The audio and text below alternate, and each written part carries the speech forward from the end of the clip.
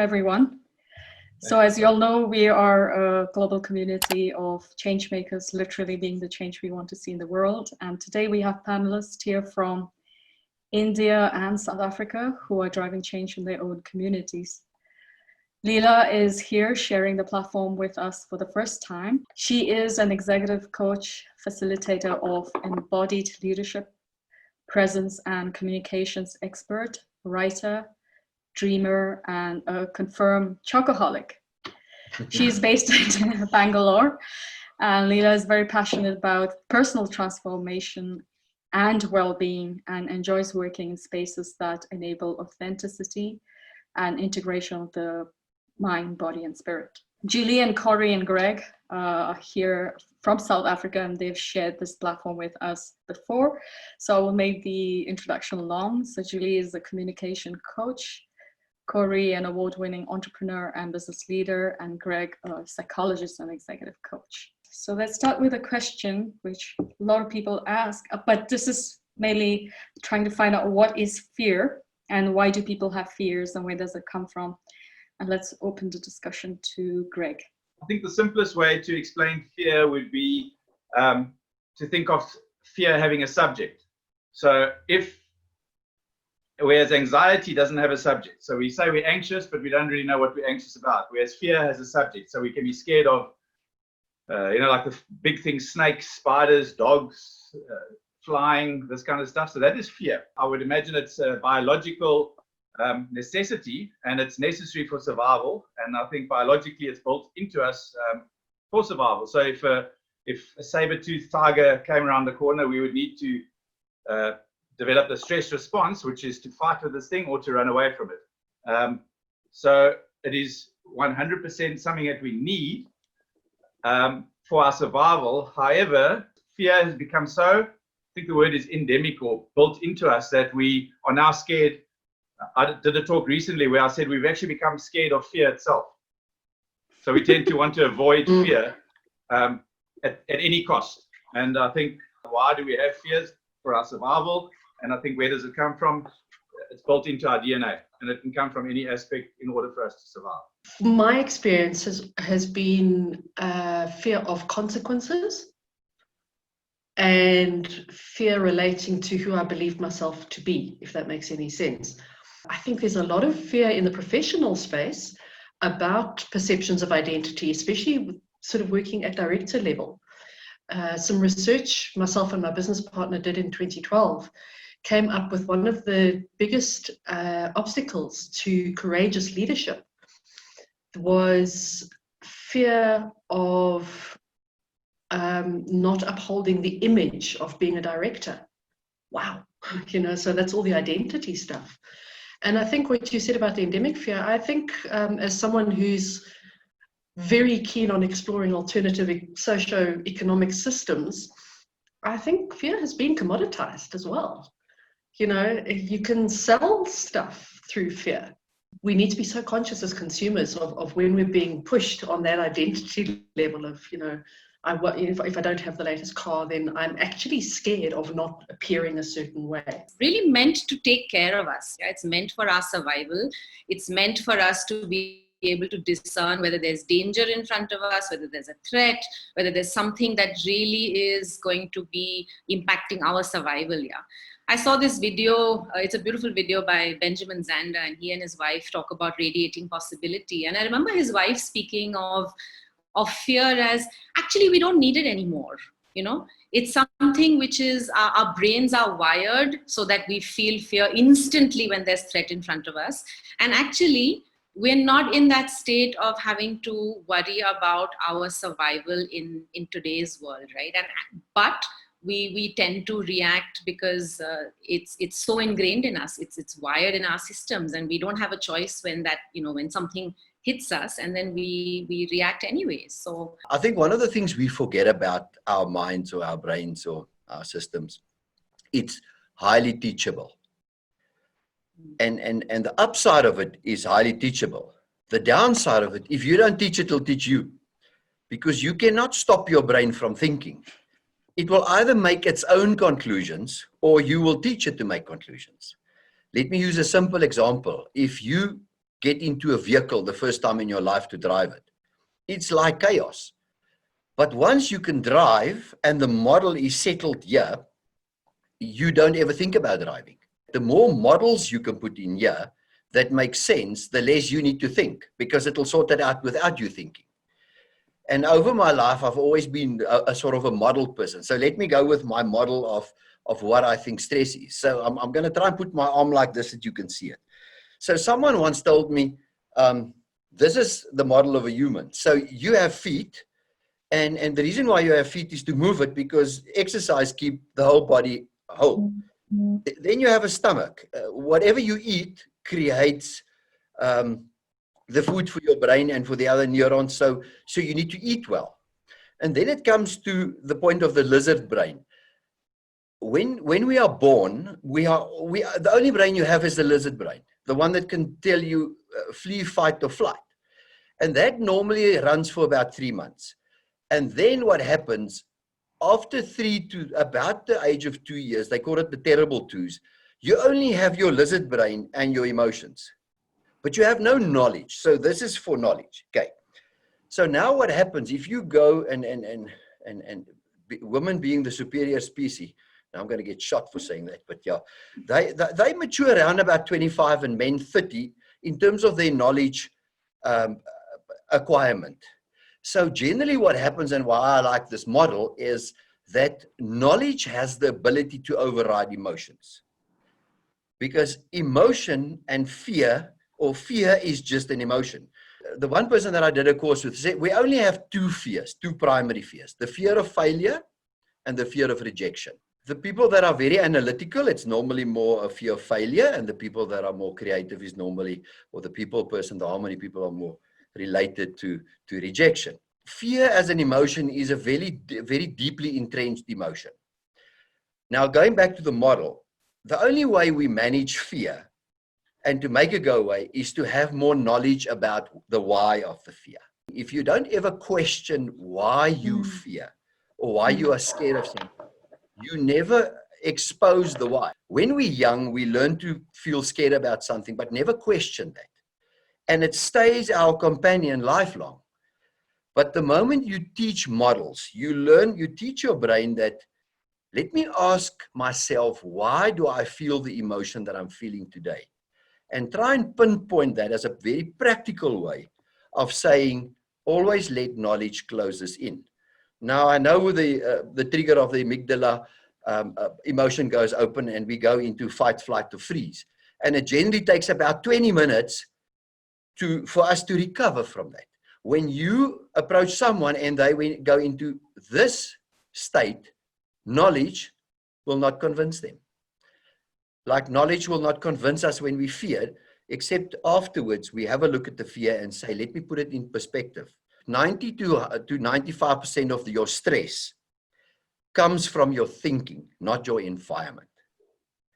And it's not, you can't generalize. We need to understand that we have an inner world and an outer world. You only live between your ears.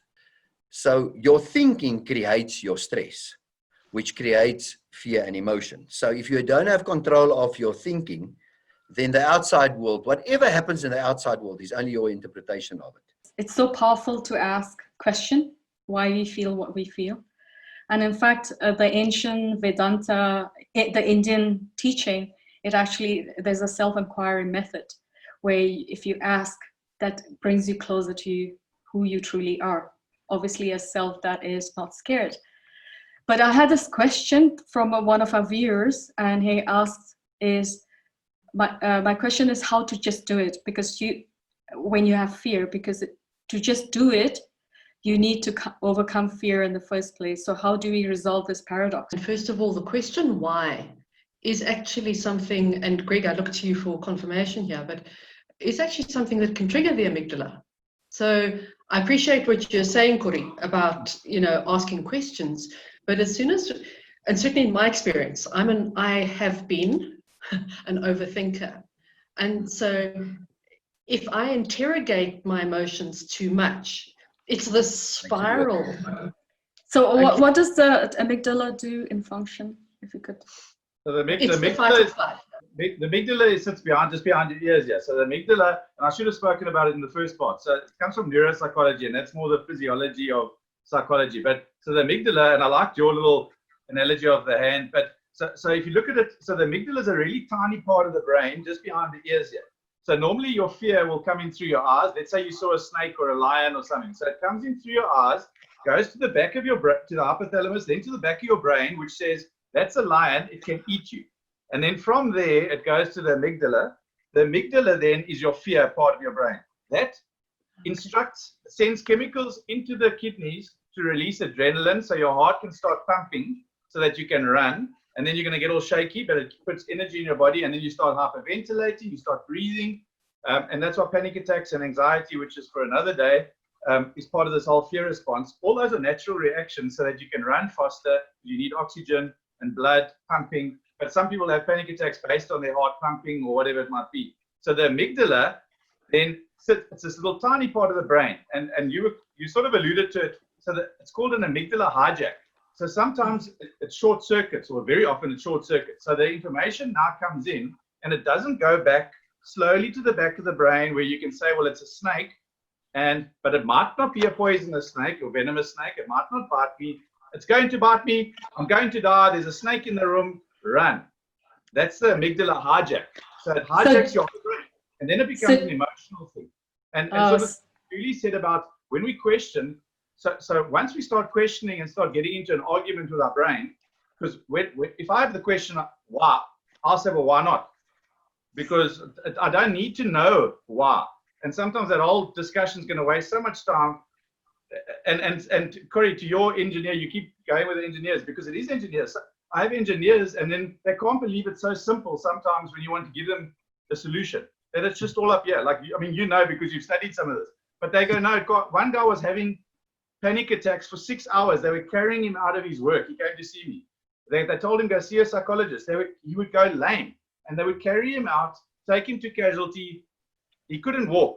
And then when I explained what was going on, he didn't understand that it could be that simple as this amygdala hijack. And the minute he got his thinking right, he would not be having this fear response or this response. Because as you start questioning and trying to analyze, there's a thing called the quicksand metaphor that I speak about often, or it's a great metaphor to use. So if you start getting scared, or if you're in quicksand rather, the more you panic in quicksand, the quicker you're going to sink. So you need to be calm in quicksand, okay? Because if you're calm, you're still going to sink, but you'll sink slowly. And then in order to get out of quicksand, you need to expose more of your body surface area, and then you'd roll out of quicksand. So with fear, and to the title of the talk, Feel the Fear and Do It Anyway, the more you expose yourself to the fear, the less scared you become. But the more you try and understand it or get away from it, the more it's going to suck you in, and you're going to become more scared. That's why with a panic attack, the more you try and get away from it, the bigger your panic. This guy's trying to get away. That's why it's a 6-hour panic attack, which should never last 6 hours. It should be a couple of seconds to 10 minutes max if you're having an anxiety attack. Julie was saying, Greg, yeah, you've essentially said what I was going to talk about. So just to use my language of, rather than the language of interrogating something, I like to talk about, and certainly my experience is building a relationship with my fear. Yes. And in that way, I get the information that I need. So if I think into, as you said, Corey, we exist between our ears. If I think in terms of building a relationship with my fear, I'm far less panicked than when I think about, in my case, and it's entirely personal, interrogating my fear. Because then I start to, if I build a relationship with it, I start to recognize it. I recognize its different faces. I recognize its different circumstances, its different contexts. And my personal fear savior is breathing. For years, I've used the 3 deep breathing, you know, the breathe in, hold, breathe out technique. And there is a whole physiological thing between the parasympathetic and the sympathetic nervous system and all that completely shifts. And that has been a really huge breakthrough journey for me. When you are scared, to be told just push through is exhausting, overwhelming, all those sorts of things, which is when I sort of started trying this, let me sit with the fear, build a relationship, find out the texture, the color, what is it? Because it's such a personal thing. The thing is about having a relationship with fear. One is we're so focused on the external and what causes fear that we forget to actually pay attention to what's happening with us. And I don't mean just here, as Corey said, right? It's also in our body. And the relationship we build with ourselves is to notice what are our own signals telling us that we're afraid. And the other gap is we often don't say that actually, you know what, I'm feeling afraid. So when we're too quick to kind of make sense of it and jump into intellectualize it or something. Or intellectualize it, right? I'm not taking care of the fact that actually I haven't really acknowledged my own fear. Fear is most probably the most personal thing you'll ever experience. You stress till you start, and the moment you've started, the fear actually goes away and you focus on what you're doing.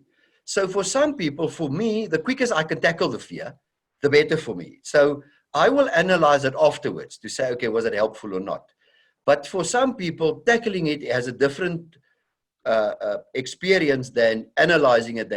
But you need to go into yourself and just say, in the past, when I've conquered fear, what was actually the recipe that I used? And it's going to differ from person to person. For me, personally, to conquer fear, I need to fly into it as quickly as possible.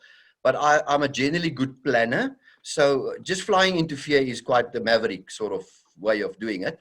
But for me, I do what we call the due diligence or the fatal flaw check, and then I start.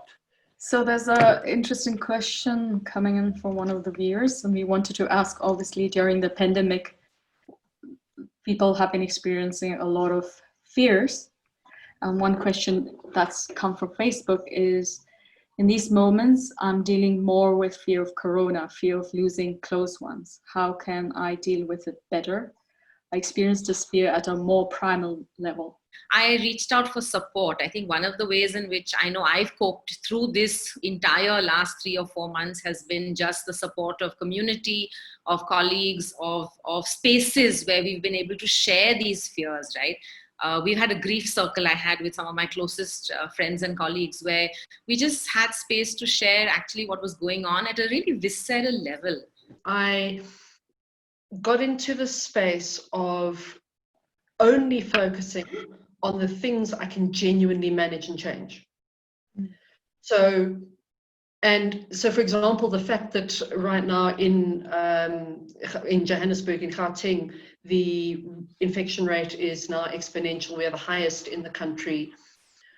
In my reflections, I'm going, there is nothing I can do about that. So what actions can I take? I can make sure I wear a mask. I can make sure I, wash my hands, sanitize. I can make sure I don't meet, actively go and get into groups. So it's been through focusing on the things I can actually manage and the things I can influence. And practicing going, I can't change certain things.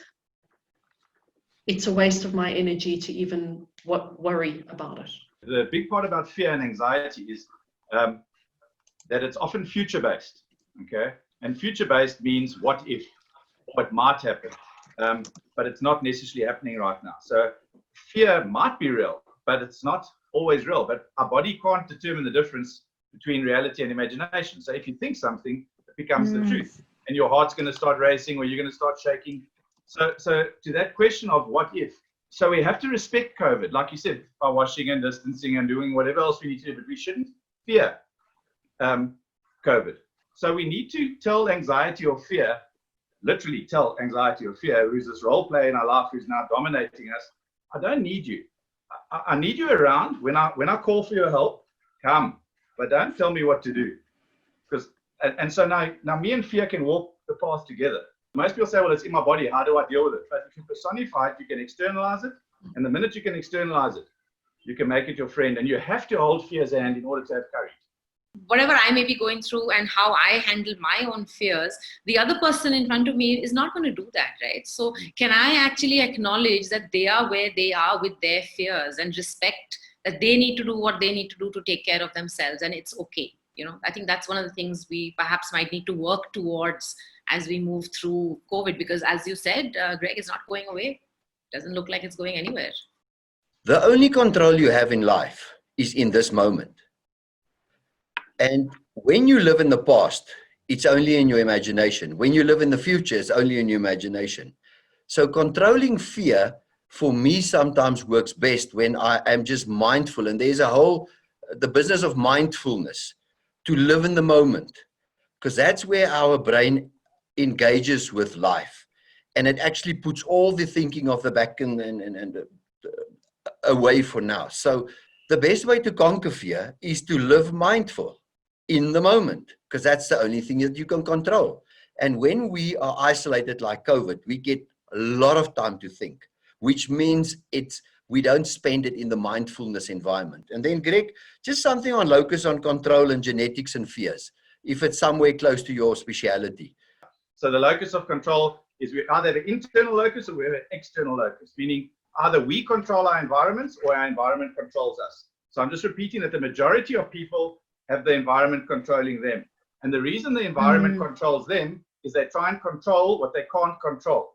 So you step out of your circle of influence, and when you do that, you lose all your power.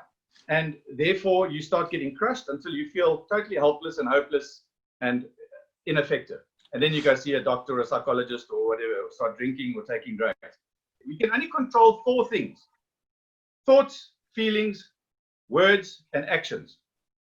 That is all we have control of in our lives. And that might frighten a lot of people. But if we start getting control of those 4 aspects, we now step back into our centers, back into our power. I like to call it like the eye of the hurricane, where we can re-energize.